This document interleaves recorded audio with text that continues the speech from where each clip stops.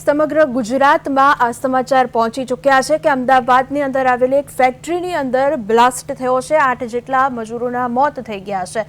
આ ઘટના એવી છે કે જેને સૌ કોઈને ચોંકાવી દીધા છે અને ખૂબ જ ગંભીર ઘટના અને ખૂબ જ બેદરકારી થઈ ગઈ છે આ ઘટનાની અંદર। અને હાલ અત્યારે આ ઘટના સર્જાયા બાદ ત્યાં અત્યારે મેયર પહોંચ્યા છે, સેક્ટર 2 જેસીપી પહોંચ્યા છે। આ જ જેસીપી સાહેબે ત્યાંનું લાયસન્સ જે છે તે રદ કર્યું હતું ને તેવું અમારા સંવાદદાતાને તેમણે જણાવ્યું હતું, એવું નિવેદન આપ્યું હતું। અને ત્યારબાદ એસી ચેમ્બર છોડીને ત્યાં એકવાર જઈને જોવાની તસ્દી ના લીધી અને હાલ અત્યારે આ ઘટના બની છે। આ ઘટના પાછળ જવાબદાર કોણ, ગુજરાતની જનતા પૂછી રહી છે। હાલ અત્યારે આ જે ફેક્ટરી ચલાવનાર મેહુલ ડોડિયા હતો તેનો માલિક હતો। રામોલમાં આવી અનેક લાયસન્સ વગરની ફેક્ટરીઓ ચાલે છે તેવી માહિતી અમારી પાસે પ્રદેશ 24 ગુજરાતી પાસે અત્યારે છે। અને આ ફેક્ટરીઓ ચાલી રહી છે તે જાણ હોવા છતાં હાલ આ ફેક્ટરીઓ બંધ કોણ કરાવશે તેનો સવાલ અમે પૂછી રહ્યા છીએ। ત્યારે અનેક સવાલો ચાલી રહ્યા છે, ખૂબ ગંભીર અને રૂવાટા ઊભા કરી દે તેવી આ ઘટના છે। 8 લોકો, 8 મજૂરો તેને જીવ ગુમાવ્યો છે। આ 8 મજૂરોના પરિવારનું હવે કોણ, આ પરિવારનો શું દોષ આમાં? મારી સાથે આ જ મુદ્દે ચર્ચા કરવા માટે સહયોગી કુંજ જોડાયા છે। આપણે કુંજ જોડેથી પણ ચર્ચા કરીને માહિતી મેળવીશું। કુંજ, હાલ અત્યારે અમદાવાદની અંદર ફટાકડા બનાવતી ફેક્ટરીમાં ભીષણ આગ લાગી છે, 8 મજૂરોના મોત થઈ ગયા છે। આ ઘટના ખૂબ ગંભીર છે, આ ઘટના વિશે આપ શું કહેશો? ચોક્કસ વિની, જો પહેલા તો આપણે આ ઘટનાને જોઈએ છે, પહેલા તો એ વર્કરોને આપણે નિર્દોષ ગણીશું, એ નિર્દોષોના જીવ ગયા છે।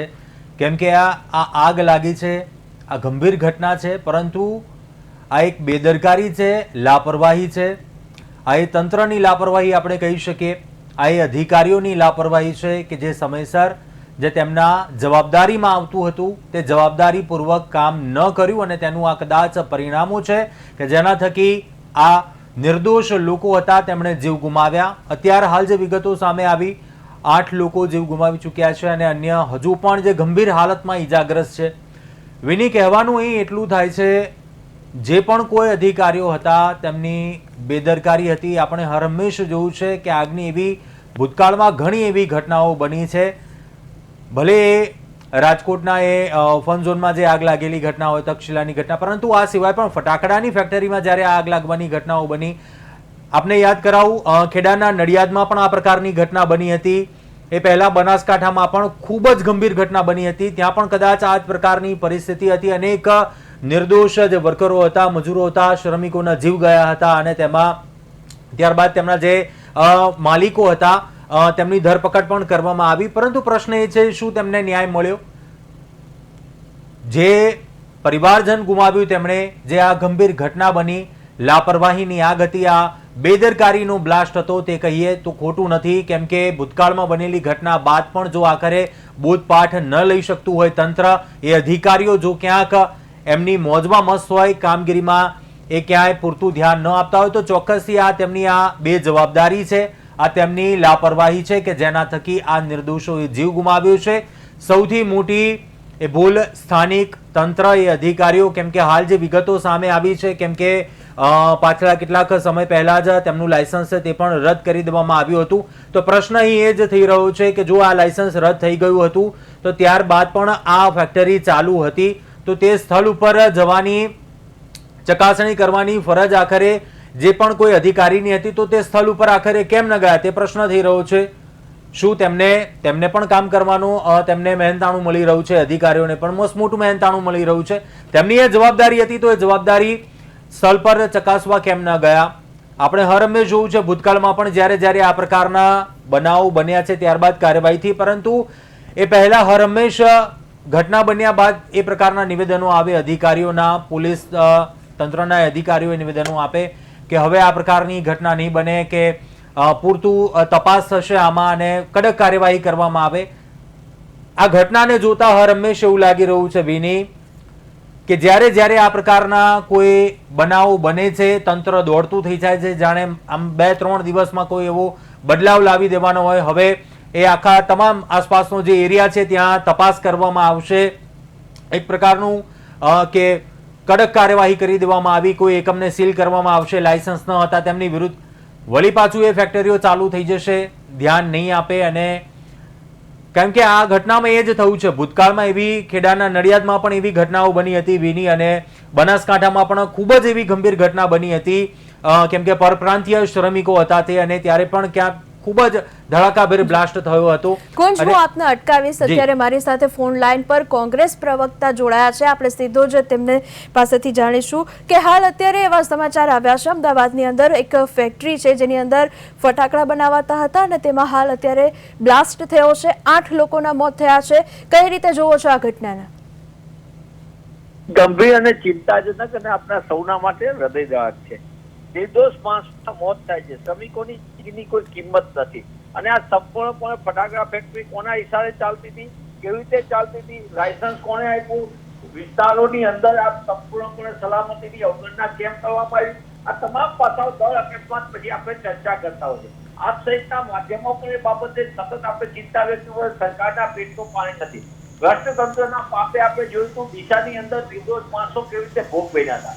આપણે અગાઉ બનેલા ફેક્ટરીના વિવિધ અકસ્માતો જોઈએ, એમાં નિર્દોષ માણસોના મોત થાય છે અને એક બે દિવસ સુધી એ ચર્ચા રહે, પણ જેને પોતાના પરિવારનો માણસ ગુમાયો હોય એના માટે સૌથી મોટો આઘાત હોય છે. આ પરિસ્થિતિની અંદર 8 માણસોના મોત થાય પણ સરકારના પેટનું પાણી નથી હલતું, અને એના કારણે જ આવી ગેરકાયદેસર માન્યતા વગર સલામતીના નિયમો અનેક ફેક્ટરીઓ ગેરકાયદેસર રીતે ધમધમી ગઈ.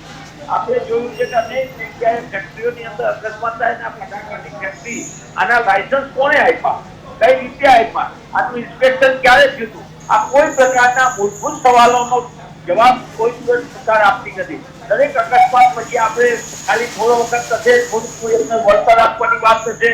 મોટા ભાગના લોકોના તો બિચારાના રજીસ્ટ્રેશન નથી હોતા, એટલે ગરીબ માણસ કોણ છે? આપણે અગાઉના અકસ્માતો જોઈએ છે, ટીઆરપી કેમ છો, માણસો કેટલા બધા યાદી જ નહોતી. હવે પરિસ્થિતિ તો કેટલી ગંભીર છે. ભ્રષ્ટાચારના પાપે આખી વ્યવસ્થા ઉપર પ્રશ્ન ઉભો થાય અને અકસ્માતમાં ભોગ બનનાર નિર્દોષ ગરીબ માણસનું કોઈ મોતની પણ નોંધ ન લેવાય એવી સ્થિતિનું નિર્માણ થયું છે. ત્યારે હું આપના માધ્યમથી માંગ કરું છું, રાજ્યના મુખ્યમંત્રી શ્રી રાજ્યની અંદર છેલ્લા 5 વર્ષની અંદર આવા ગેરકાયદેસર ધમધોકા ચાલતા માનવના મોતના સામાનો સામે તાત્કાલિક પગલાં આવે. આવી ફેક્ટરીઓ માનવતાની સામે પણ પડકાર છે અને શ્રમિકોની જિંદગી સામે પણ પડકાર છે.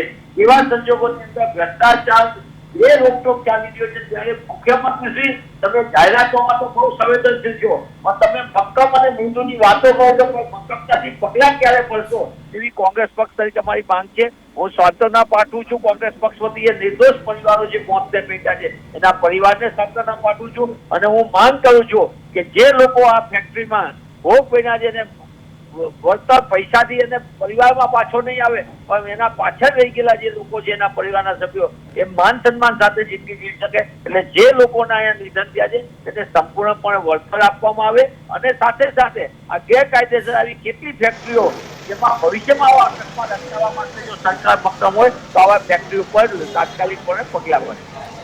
જી મનીષભાઈ, હું આપને કહીશ કે આ ફેક્ટરી ચાલવા માટેનું લાયસન્સ તો મળ્યું અને બાદમાં પછી લાયસન્સ રદ પણ કરી દીધું.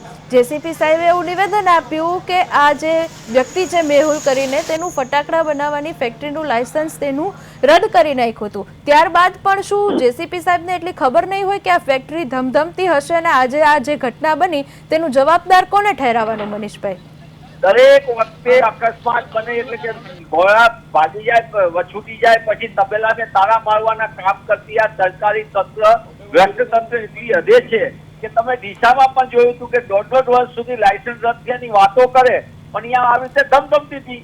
ગંભીર પ્રકારના ભયાનક રીતે ચાલતી હતી ફેક્ટરીઓ, અને આ ફેક્ટરીમાં પણ એવું હતું લાયસન્સ રદ થઈ ગયા પછી જે આપના માધ્યમથી જાણવા મળ્યું. એટલે એ દેખાવ પૂરતી છાપ બચાવવા માટે તંત્ર કામ ન કરે. આ સંપૂર્ણપણે હપ્તારાજ અને ભ્રષ્ટાચારના બેનમૂન નમૂના છે.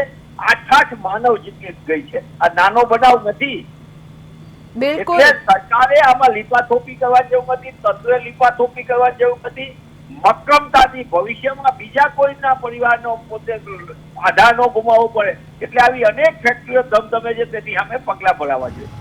બિલકુલ મનીષભાઈ, આપ બી જાણો છો કે ત્યાં આસપાસ ઘણી ફેક્ટરીઓ ધમધમી રહી છે.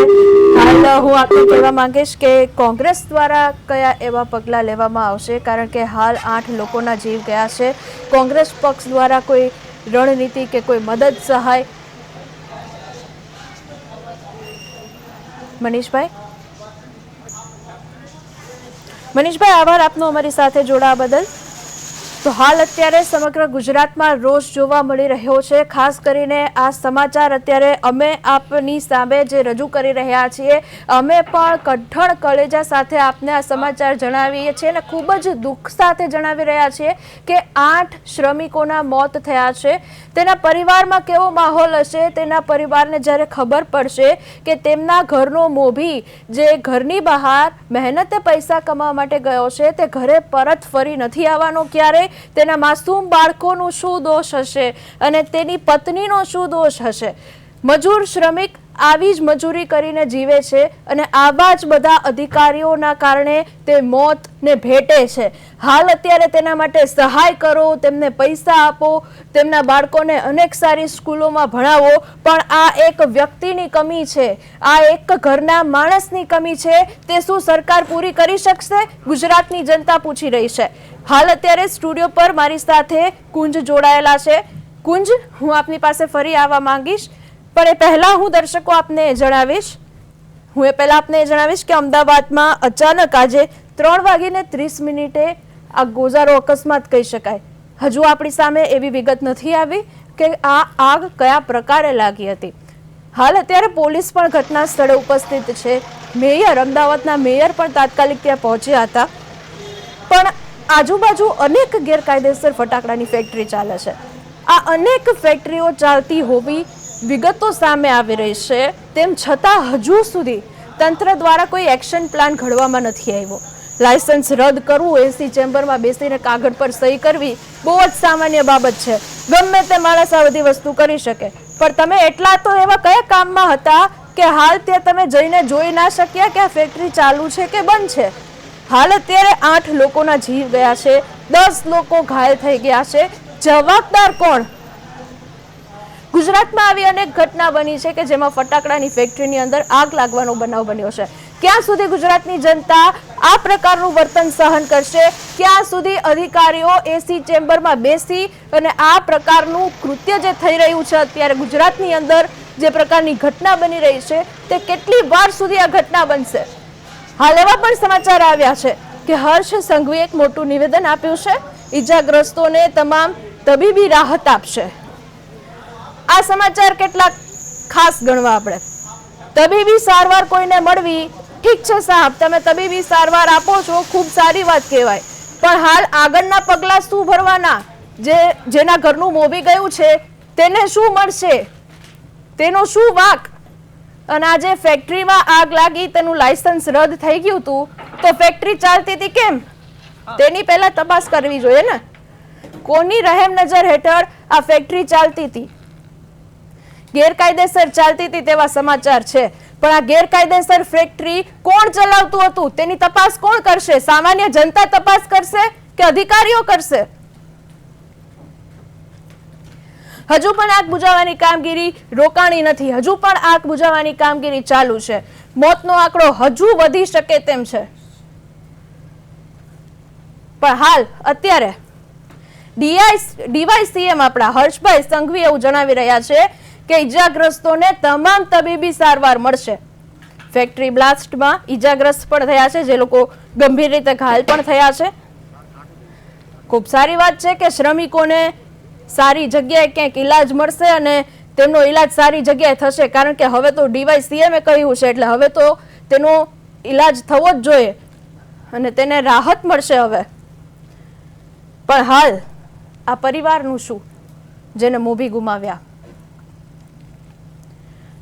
આજે ખૂબ જ દુઃખદ સમાચાર કહી શકાય આજના દિવસના કે અમદાવાદની અંદર વસ્ત્રાલ વિસ્તારમાં રામોલમાં ગતરાડ રોડ ઉપર ફેક્ટરીની અંદર બ્લાસ્ટ થવાની ઘટના બની છે.